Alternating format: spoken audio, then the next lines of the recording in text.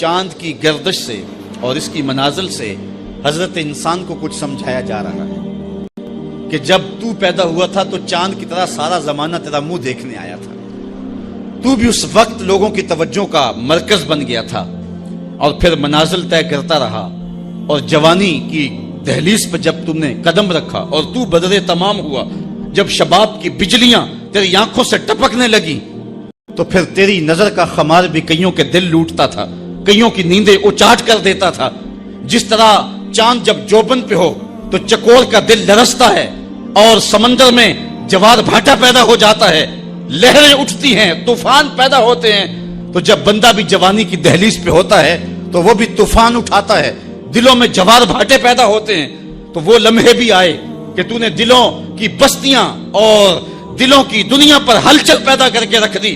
تیرا شباب لوگوں کی زندگیوں کے اندر گھلتا رہا، اور کتنوں کی نیندیں اچاٹ ہوتی رہیں، تیری زلف کے شکن کتنوں کا قرار لوٹ کے لے گئے۔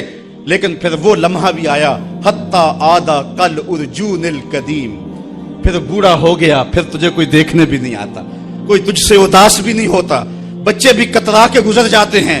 کہا انسان ذرا چاند کی منزلوں کو دیکھ، یہی چاند کتنا پیارا تھا، اور آج اسی چاند کو کوئی دیکھتا بھی نہیں ہے۔ بچہ جب پیدا ہوتا ہے تو اس کی مسکراہٹ دل کھینچتی ہے، اور جب بوڑھا مسکراتا ہے تو اس وقت جو ہے لوگوں کی توجہ نہیں ہوتی۔ بچے کی زبان جو ہے وہ اڑ اڑ کے جب بولتا ہے تو اس کی توتلی زبان کا حسن دلوں میں نکھار پیدا کرتا ہے۔ ماں بھی بلہاری جاتی ہے، باپ بھی صدقے جاتا ہے، بہنیں بھی جو ہے وہ قربان جاتی ہیں۔ تو بچے کا ٹوٹا لہجہ اور توتلی زبان خوشیوں کی ایک لہر ہوتی ہے، لیکن جب بڑھاپے میں فالج کی وجہ سے زبان میں لکنت آ جائے، اب توتلا پن پیدا ہو جائے، اب زبان اٹکنے لگے، تو بچے بھی مذاق اڑاتے ہیں۔ ایک لمحہ وہ تھا کہ زبان توتلی تھی تو حسن تھا، آج لمحہ وہ گیا کہ حتی آدھا کل ارجون القدیم، کھجور کی ٹہنی سے جب پھل توڑ لیا جائے، اب اس ٹہنی کو کون پوچھتا ہے؟ جب تک پھل آیا نہیں تھا وہ ٹہنی اچھی لگتی تھی، مالی سنبھال کے رکھتا تھا، جڑوں کو بھی پانی دیتا تھا، اور خیال کرتا تھا کہ کوئی ایسا نقصان نہ ہو کہ یہ پودا جو ہے وہ مرجھا جائے۔ پھر جوبن پہ آیا، اور جب کھجوریں لگیں تو اس نے پھر رسیاں بھی باندھی اور کھجوروں کو سنبھالنے کے لیے سب کچھ کیا۔ پھر جس دن اس نے اس ڈال سے پھل کاٹ لیا، اب وہ کھجور اجڑ گئی، اب اس کی وہ ٹہنی بے توقیر ہو گئی۔ انسان کی زندگی کا جب شباب لٹ جاتا ہے اور بڑھاپے میں جب وہ کسی قابل نہیں رہ جاتا، تو پھر اس کی بھی یہ مثال ہے، حتی آدھا کل ارجون القدیم، جیسے کھجور کی پرانی ڈال ہو۔ اپنی نظر اور شرمگاہ کی حفاظت کریں۔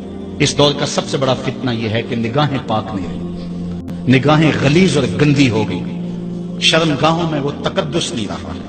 حضور علیہ السلام نے ارشاد فرمایا، من زنا زنیا بہی ولو بہی تانے دارے، جس شخص نے زنا کیا یہ عمل اس کے گھر بھی لوٹے گا، اگرچہ اونچی اونچی دیواریں کیوں نہیں کرتے۔ یہ مکافات عمل ہے۔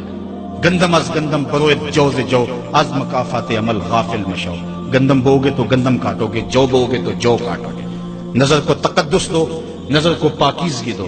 حضرت لقمان حکیم کہتے ہیں کہ میں کئی نبیوں سے ملا ہوں، کئی نبیوں سے ملاقات کی ہے، اور میں ان سے 2-2 4-4 باتیں جمع کی ہیں، اور ان ساری باتوں کو میں نے جمع کر کے 100 باتیں جمع کی ہیں، اور ان کا پھر میں نے خلاصہ تیار کیا ہے۔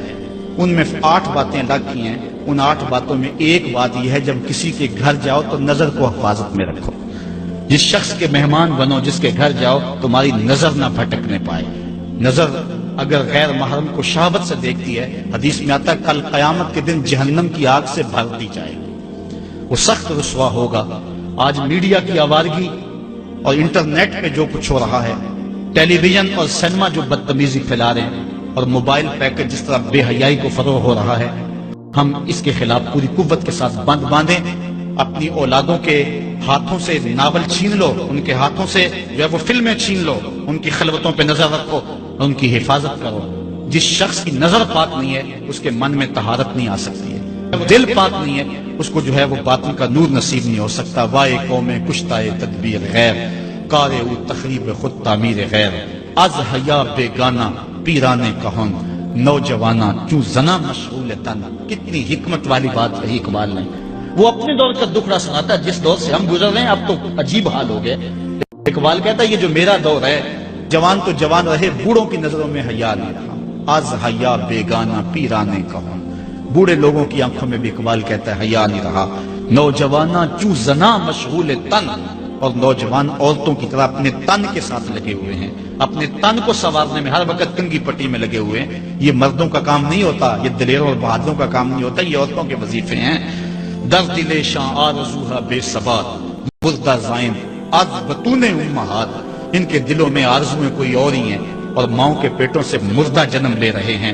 دخترانے ہوں بزلف خود اسیر، شوخ چشموں خود نماؤ خود دگیر، اور قوم کی بیٹیاں اپنی زلف کی خود قیدی ہو چکی ہیں اور ہر وقت جو ہے وہ اپنے آپ کو آئینے میں دیکھتی رہتی ہیں۔ ساختہ پر داختہ دل باختہ، اب رواں مثل دو تیغ آختہ۔